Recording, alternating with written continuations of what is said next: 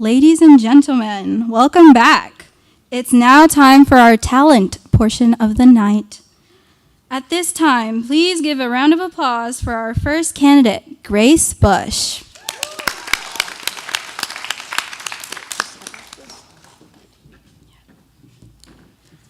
Grace will be teaching us how to make a lemonade for a fundraising pitch. Hey everyone, my name is Grace Bush, and I'm the current overall chair of Dance Blue and an active member of Chi Omega. Whenever I was trying to think of what to do for a talent, I asked everyone. You can ask any of my friends, my mom, my family, and we all decided that I shouldn't sing. Tyler Childers is down the road. You would much rather hear him and not me up here singing.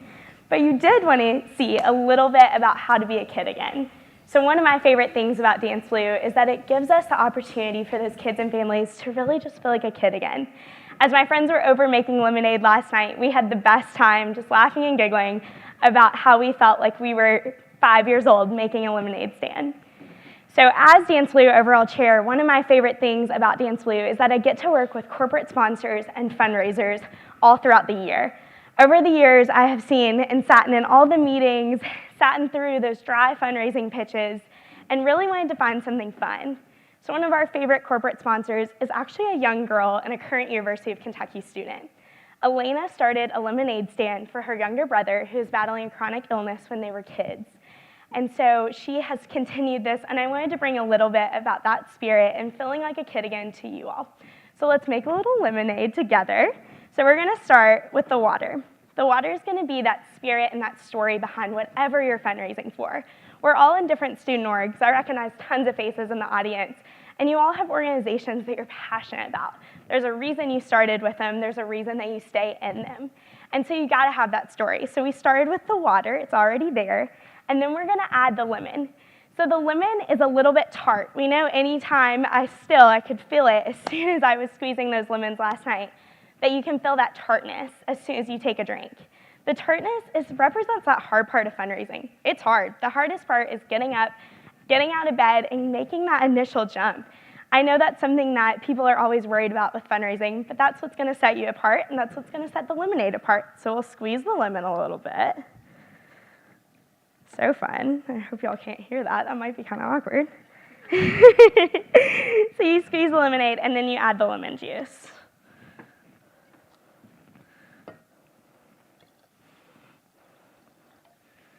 Okay, so right now, it's just lemon juice and water. No one wants to drink that. So you're gonna add a little bit of sugar. So that sugar is a little something sweet. It's something that reminds you of what you're doing, but also that sets you apart. So that's something I hope to be to my friends, to my organization, is just something a little sweet. So we'll add the sugar.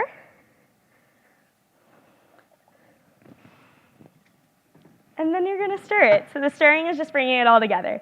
It's bringing that passion. It's bringing those friendships. Whenever I talk about Dance Blue, I can't help but talk about the people. So I'm so grateful for each of you and everyone that has brought to me from the University of Kentucky. So as you finish stirring, I just want to leave you with when life gives you lemons, make lemonade and donate to Dance Blue.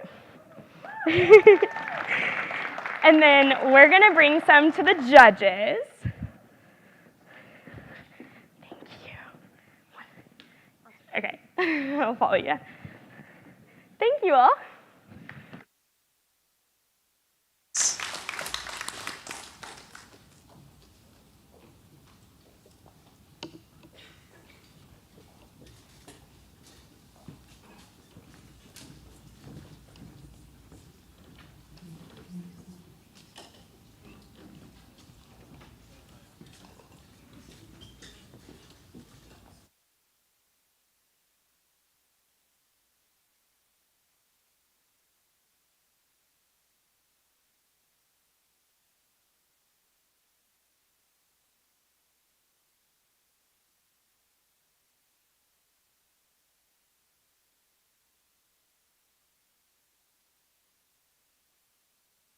Once again, thank you so much, Grace, for that lovely presentation.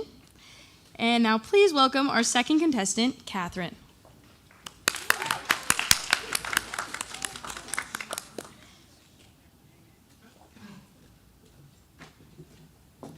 Catherine will be performing a Spanish poem. Hello. Okay. Hi, everyone. As she said, my name is Catherine, and today I'm going to share with you all a little bit about what I learned in my Spanish translation class last semester. So I'm currently pursuing a minor in Spanish because I'm very passionate about studying the culture as well as learning the language to be able to connect with people who have different history and a different background as I do. So in this class, what I learned about translation are a few important things surrounding the necessities of making sure you're transferring information from different cultural backgrounds to different audiences so that way they better understand the work at hand. So to start, I'm going to read a poem, and then I'm going to show you all two English translations and explain to you why I believe one is better than the other. This poem is called Una mujer duerme en una isla. Una mujer duerme en una isla, y del caballo nacen las moradas de memorias y pájaros salvajes. Su cuerpo es un mascarón de proa, y dicen que desde que durmió en la isla, pareciera haber sido tocado por las lluvias de la demencia, que su pelo florece en los atardeceres junto a la música del mar. Otros dicen que sus párpados dibujan mapas de extrañas geografías, tatuajes salvajes que ella guarda solo en la redondez tenue del sueño. Una mujer duerme en una isla y deja de ser ella misma, libre ahora de la tierra. Navega y bebe la inmensidad del mar. Las semillas llenan su pelo que flota y ella es una isla rodeada de estrellas. So a few things that I learned in my Spanish translation class, if you look at the one on your all's left, this is a direct word-for-word translation that you would get from a regular dictionary or an online resource. The one on my right, this is more in-depth. It was performed by an actual translator who worked to understand the different cultural and dialectual differences between an English and a Spanish audience. So because of that, there are a few phrases such as the fourth line that says her body is a bow mash and her body is a figurehead. Those are things that without being able to accurately translate things, our audience would not be able to understand the differences and the actual meaning of these poems. So throughout my class and my work translating these works of art and other different forms, I learned the importance of maintaining the integrity of the original work while making sure the new audience best understands the meaning of it. Thank you.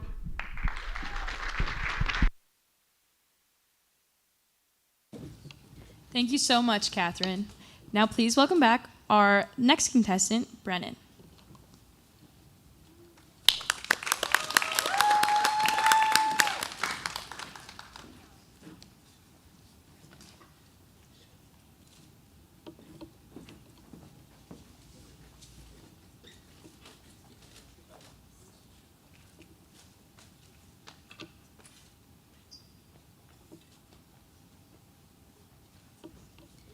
Brennan will be showing us a board stiffness demonstration.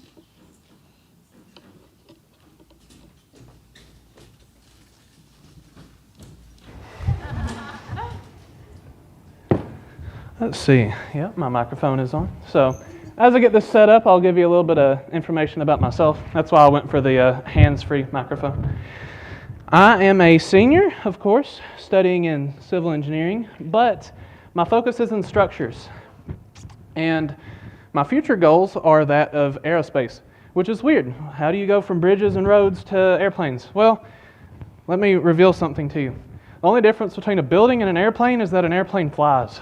Otherwise, you're building a watch under budget constraints and like strict government regulations, and you need structural engineers to understand how to keep this thing up, together, and safe. And I'm going to dive into just one small aspect of that structural engineering. So, I got here 2 pieces of wood. They are 1x2 sections. You can get these at Home Depot. That's where I got them. And what these are for just general woodworking projects. But you can also use them to build things like swing sets for children, or maybe you're working for a volunteer effort like back in my home in Appalachia, repairing houses and stuff for flood victims. Now, if you're building something to walk on or something to hold the roof up, you need to have stiff members in order to hold a lot of weight economically. You see, the top of the deck can have these flat pieces of wood, and you can step on those and it'll be okay. But under those, you have beams that are oriented like this in order to actually pull that weight into it. And it's very important that you actually differentiate between having your beams flat and vertical. And here's why. If I take a section like this and I lay it flat and I try to walk on it with no bracing underneath, might go right through it. That's a problem. However, instead of just getting a way bigger piece of wood and solving it that way, we can use a little bit of engineering mechanics and ingenuity to solve this problem. We're going to turn it up vertical. All right, so I'm going to put this right back in here.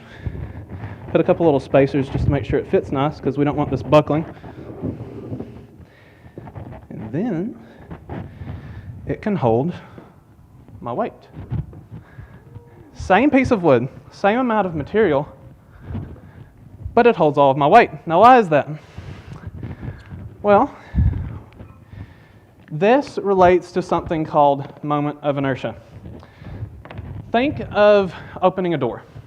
If you open the door trying to push it right next to the hinge, it takes a lot of force and it kind of hurts.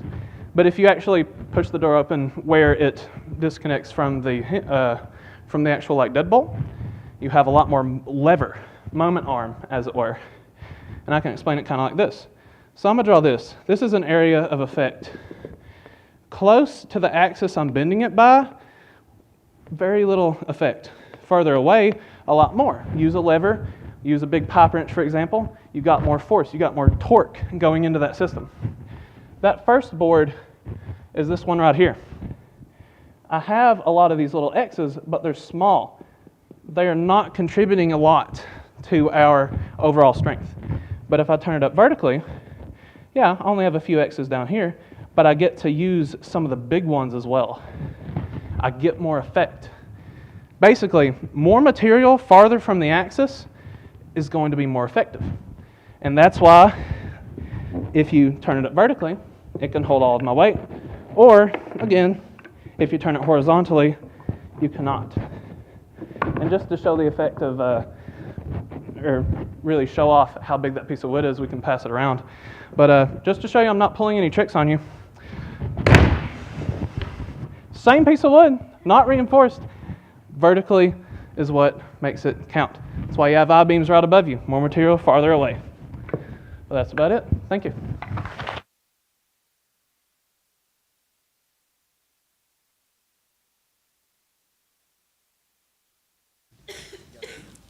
Thank you so much, Brennan.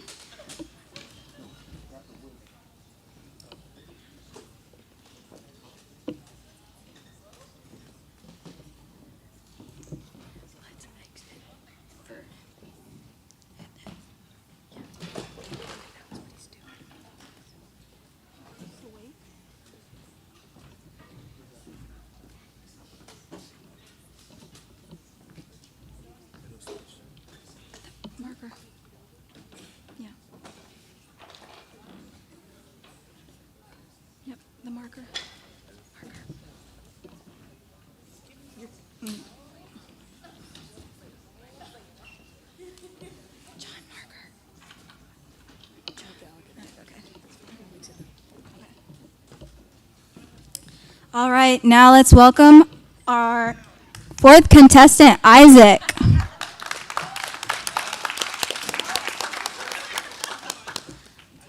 Isaac will be singing a song for us.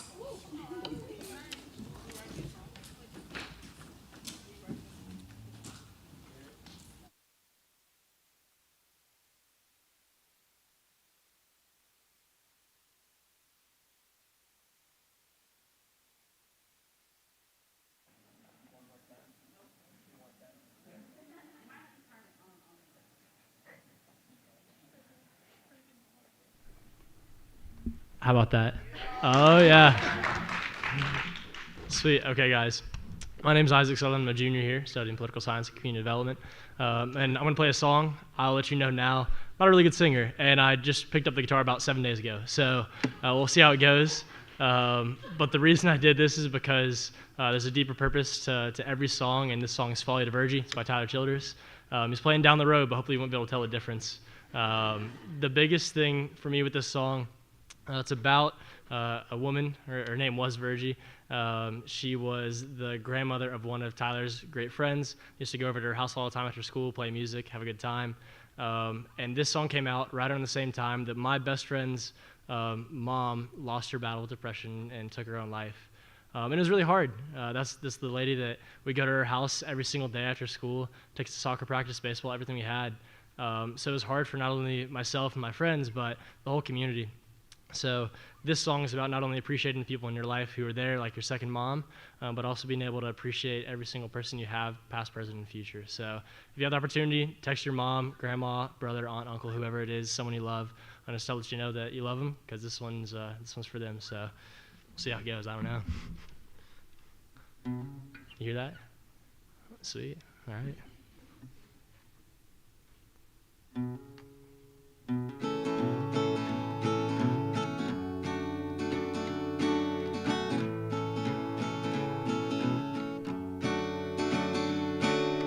Back before these calloused hands and all this work, we used to sit up at the flats, acting like we live forever. Class, I reckon we were heathens, but in her eyes we were saints. Now you're calling all the boys home. Heaven's angels carried her away. So I will follow you to Virgie, although it hurts me so to lay to rest this mountain beauty. The Lord's called home, and I can see her up in glory. I can see her through the pine.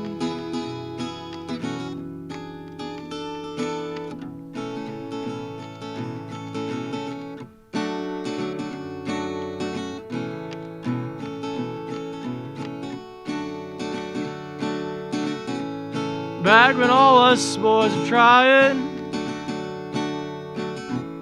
to make sense of all these strings, I can see her in the corner singing along to all our crazy dreams.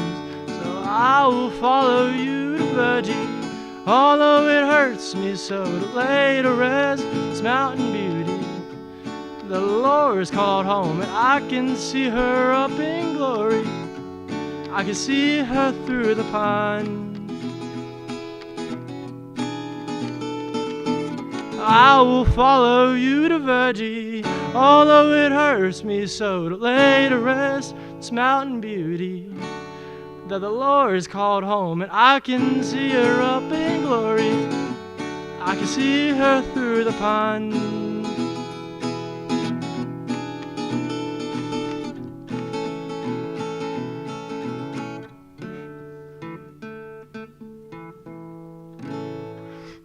There you go.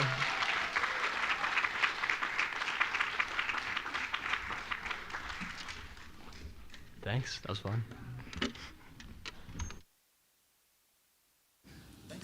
Thank you. Thank you so much for that, Isaac.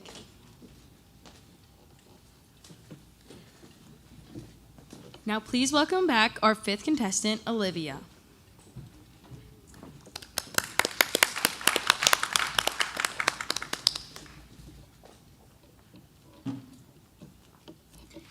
Olivia will be taking this time to teach us a little bit about organic chemistry.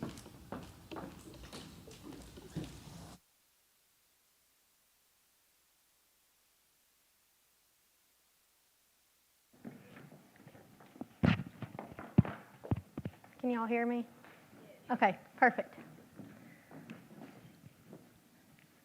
So my name's Olivia Whitfield. I am a homecoming royalty candidate this year. I have been in organic chemistry for a while now. I've taken it previously and I've really grown to love it, so I've loved teaching it.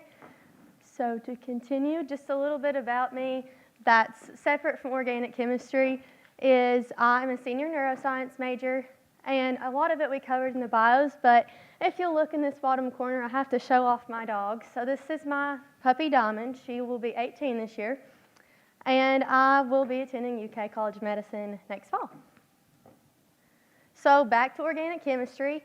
I have been a peer leader for 3 years, so I get to take students that are in the class currently, and I teach them how to do practice problems, which is really fun for me, but sometimes it's not so fun for them. I've also been tutoring since I took the class my sophomore year because I just fell in love with it, and it's like a big puzzle to me. So first things first, what is organic chemistry? Organic chemistry is the study of molecular structures that are in living things. So these structures are primarily made up of carbon and hydrogen atoms. So how do you identify these carbon and hydrogen atoms? If you'll take a quick look up at this structure at the main top with the ring, you will see at every change in direction there's a carbon atom. So at the very top you'll see a little tiny peak. That's one carbon atom. Every carbon atom wants at least 4 bonds. So on the right of the structure you'll see a double bond, which is made up of 4 electrons, and on the left of the structure you'll see a single bond, which is made up of 2 electrons. So where are the hydrogens at? The hydrogen is going to be not shown on this structure, but again, looking at this top peak, it will be the bond that you can't see. It'll be the 4th bond on that carbon. So if you look down at this bottom one right here, you will see the chemical formula of C7H16.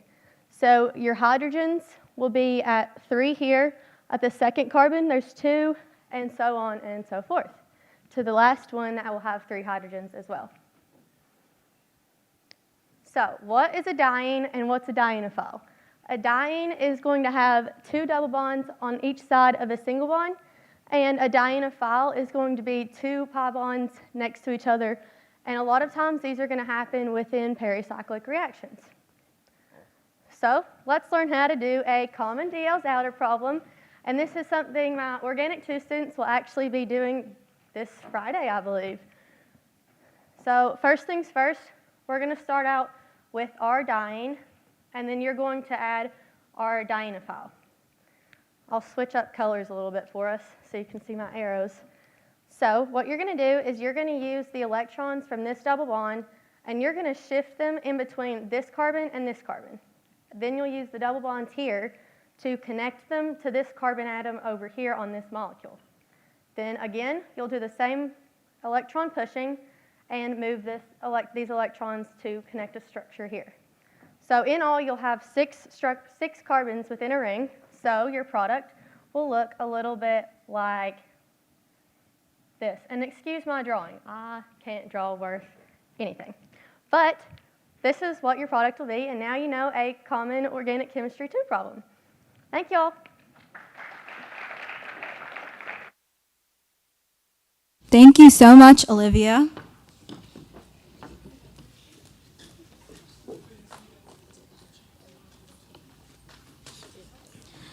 Now let's welcome back Austin.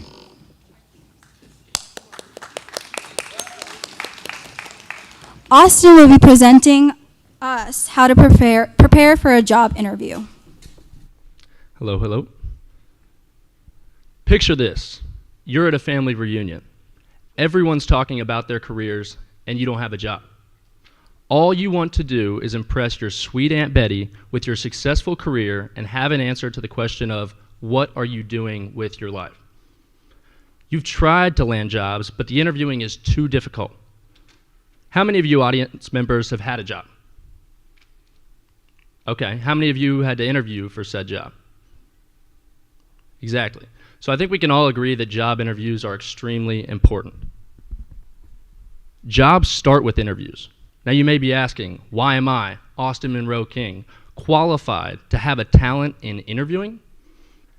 I can't claim to have a PhD in occupation attainment studies, but I do have firsthand experience. I can say for myself, I was very underprepared my freshman year, but I sought out help from those people around UK, such as the Career Center, alumni, and mentorship programs. People love talking about themselves, so I was able to learn from them and their careers. I'm passionate about this topic because I want to help interviewees be more prepared than I once was. I would have loved to hear these tips when starting my interview journey. You've heard the obvious: confidence, eye contact, positive attitude. All of these are important, but storytelling is the key to set yourself apart. Use stories that show why you're qualified when answering questions to the interviewer's questions. You may be asking, what if you have no stories that relate to the position? And I would say, no worries at all. You can use experiences from unrelated situations. So I have a story. My friend was a caddy 2 years ago, and he just landed his dream engineering job last summer. All he had to pick from was that caddy job, but he was able to phrase a scenario in his life and use it to show his character. Some potential interview questions you may be asked include, when's the time you overcame a challenge? Describe a time you demonstrated effective time management. How are you going to succeed in the position you're interviewing for? Let's do an example. Say you worked at a fast food restaurant during college.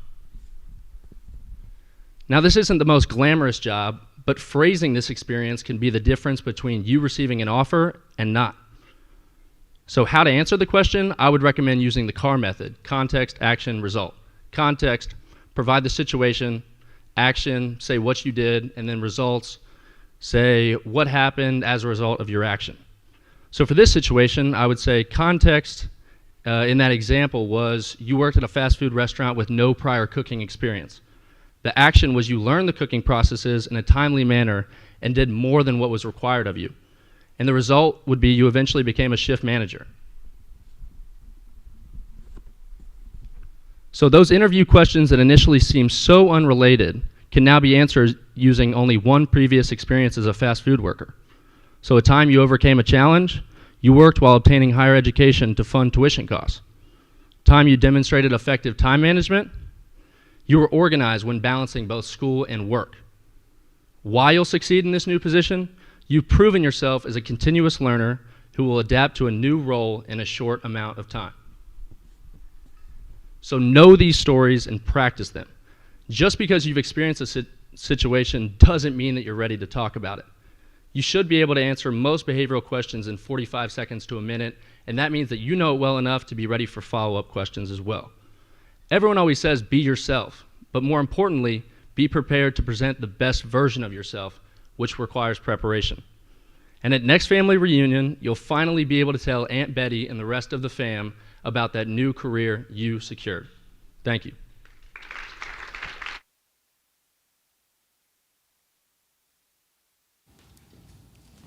Thank you so much for that, Austin. Now please welcome back our 7th contestant, Jocelyn, who will be performing a spoken word for us.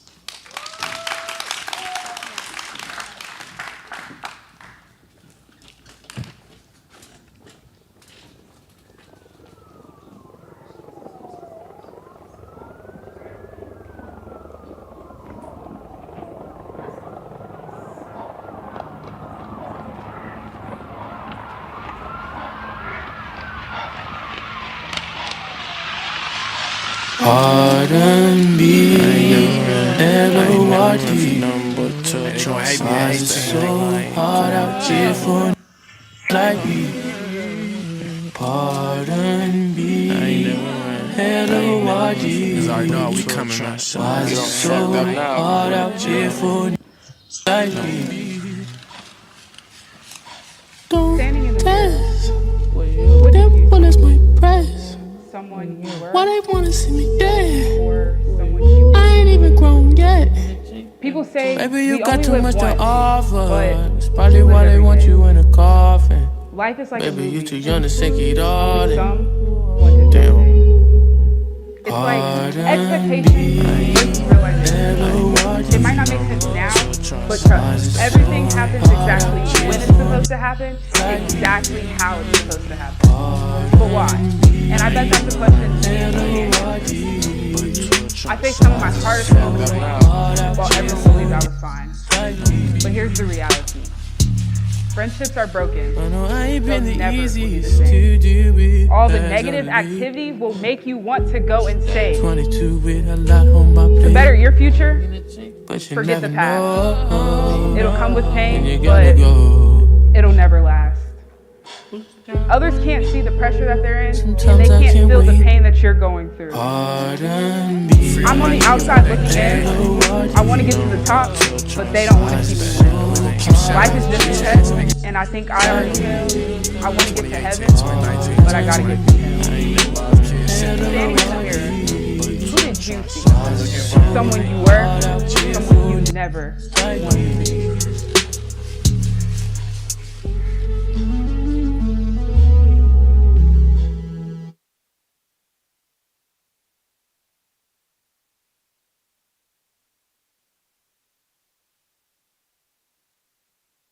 Thank you so much, Jocelyn.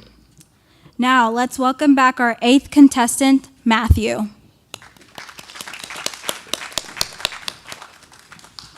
Matthew will be performing a monologue for us.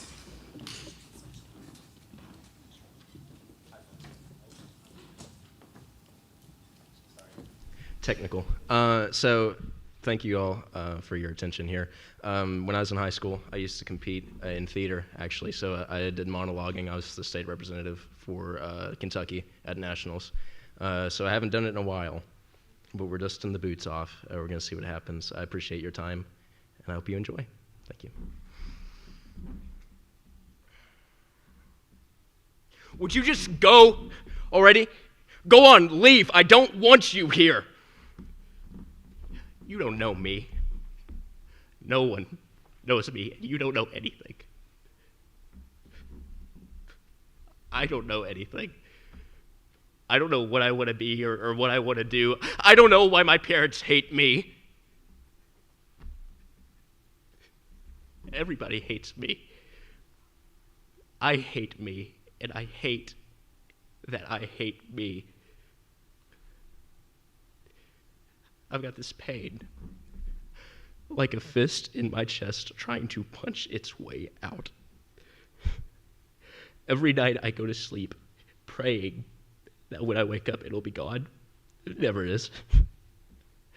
Everything is just pushing in and pushing in and pushing in, and the pain is there punching away and I can't breathe. And if I don't find a way to get rid of the pain soon, when can I be myself without feeling like I have to apologize to everybody or be embarrassed? I don't know what's wrong with me. But why does everybody else think there's something wrong with me? Why? I'm okay. I have a good family life. Thank you all.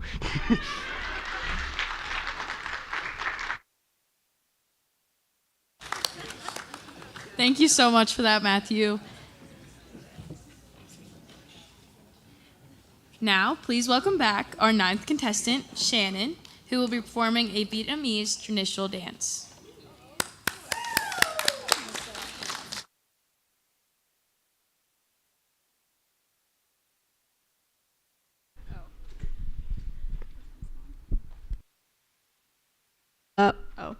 Hey, again, I'm Shannon, and I'm currently a junior majoring in biology and neuroscience, and I'm so happy to have this opportunity here. This dance just goes out to my parents, who unfortunately couldn't be here, but have sacrificed so much for me to be standing in this position I am today. They're immigrants from Vietnam, so I wanted to do this dance in their honor, and I'm also I had to steal from my mom's closet for this, but in Vietnam we call this an ao dai, which is our traditional dress.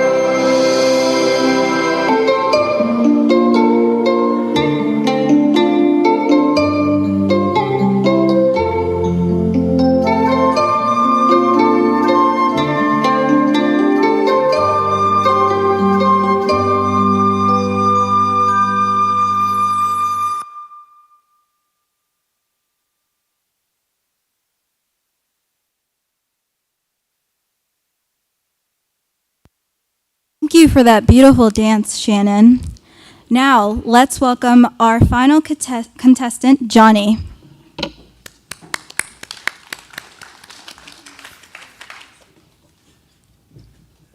Johnny will be demonstrating his magic show for us tonight.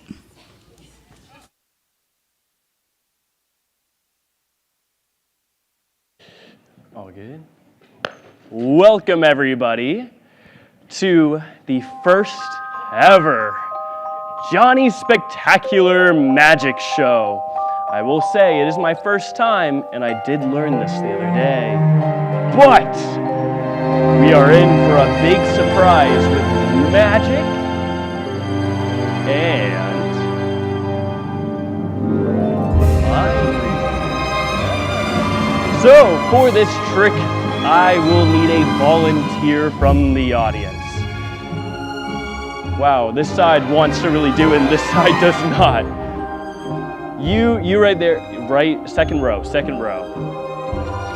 Alrighty, come on up.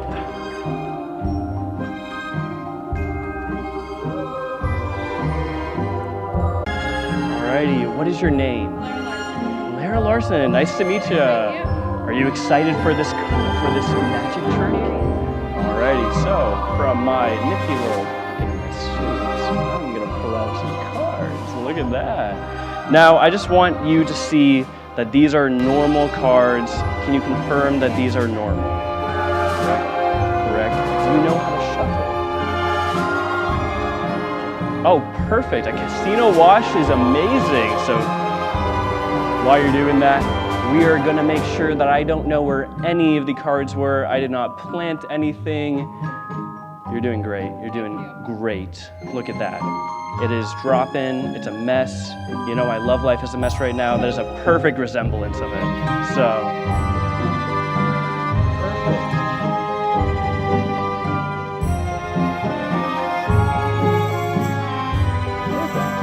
Alrighty, I can get the rest. Perfect. So I will put this back together like the studious man I am. This is going great. Organizing is not my strong suit, as you can see, so hopefully the judges aren't grading that. But we will put it all back together. Alrighty, so I'm just gonna give it another shuffle, just so that there's no way that I know where anything is.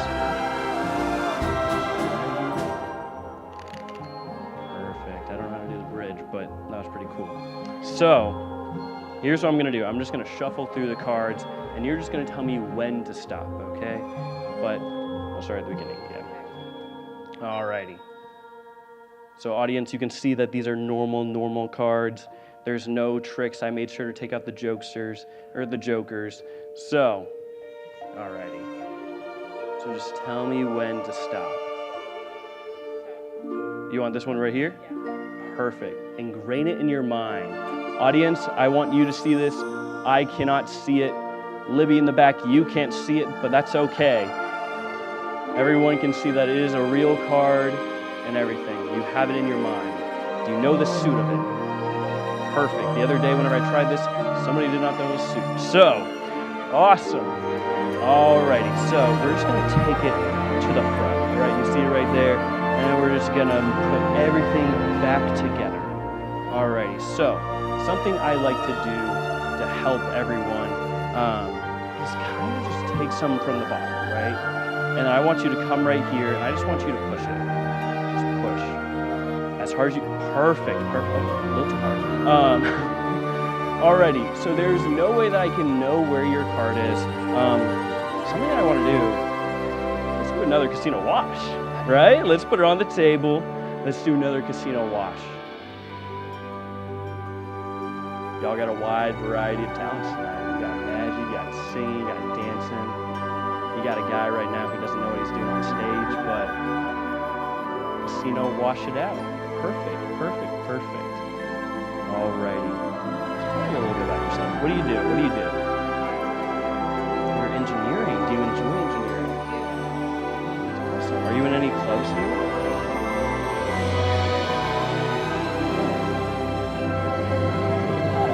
We love an involvement queen. Give it up. Alrighty, so I'm gonna shuffle it one more time. Right, there's no way that I could know where any of the cards are in the deck. We just did a casino wash. I just shuffled them again. But, look at me. I think I know your card is. Alrighty, so let's just spread it out across the table. So, something is telling me it's not a number. No. So we can get rid of all the number ones. So we can take that out. Gosh dang it, there's 52 of these. I need to hurry it up. But we're taking out all the numbered cards.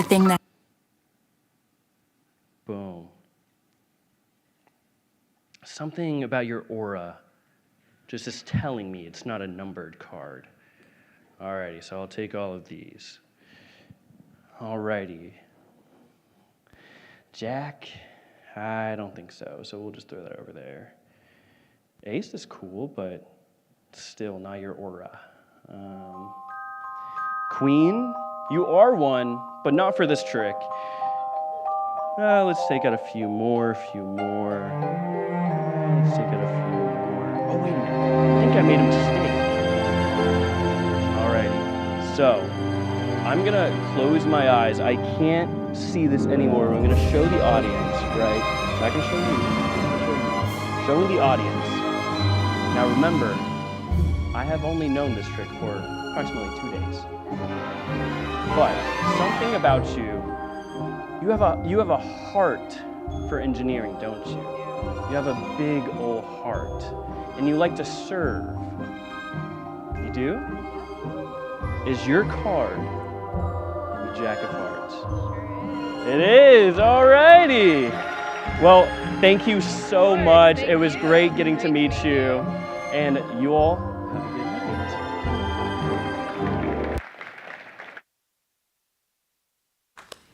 Thank you so much for that, Johnny. At this time, we're going to take a few-minute break to give the judges a few moments to deliberate the results for the winners of Mr. and Miss Spirit and the overall talent winner.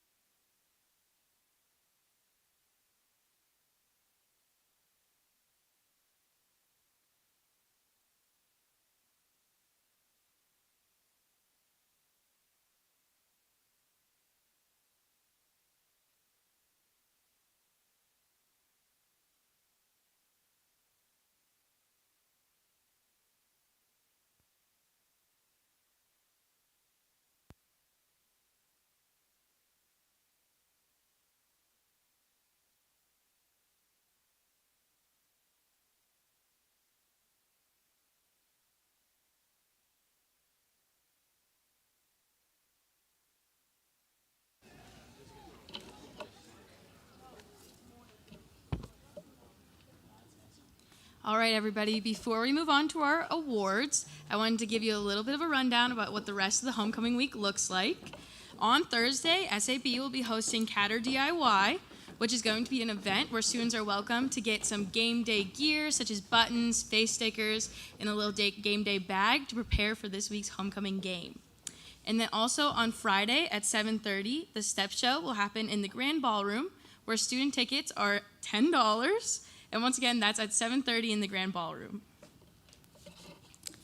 Alrighty, first we'll do the Spirit Awards. Can I get a little drum roll going? So our Mr. Spirit is Isaac Sutherland.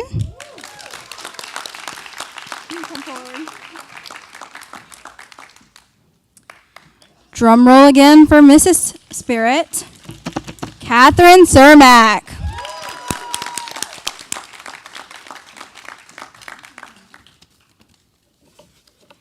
All right, and a drum roll, please, for your overall talent winner, Johnny Zelnak.